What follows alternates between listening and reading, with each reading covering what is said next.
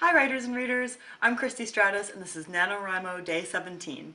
And one of my writer friends, MM Jaye, whose book is coming out this month, it's called Accompli, she made a comment on one of my posts, one of my vlogs, that I should do a video on points of view.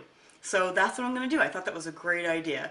So one of the things I saw on Twitter is a lot of people seem to be struggling with whether they should go back on their NaNoWriMo story and start fixing points of view because it's bothering them. So they'll get a certain amount into the story and say, you know what, this isn't coming out right, and switch points of view. And then they'll want to go back and fix what they already wrote. And that's completely understandable. And while that's productive, since the point of NaNoWriMo is to just plow ahead and write as much as you can and come up with new things and reach the 50,000 words or whatever your goal is, I would suggest just going ahead and trying to ignore what you've already written because you've got the whole idea. You've got all the concepts and the details and everything down.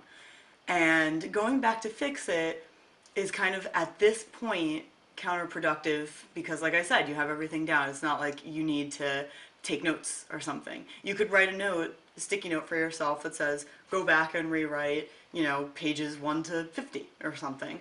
And I think that's good enough. And then you can move forward with the story knowing that you've got it all.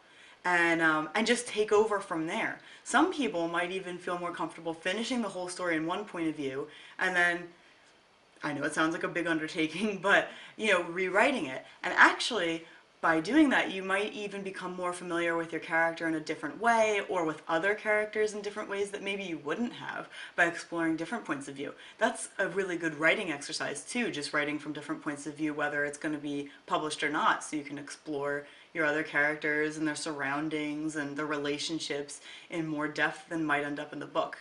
So that's my suggestion. What are you guys doing? Have you had any trouble with points of view? Have you switched at all? Let me know what you think, if you think my advice is good or if you'd do something else. And I'll see you tomorrow. Thanks for joining me today.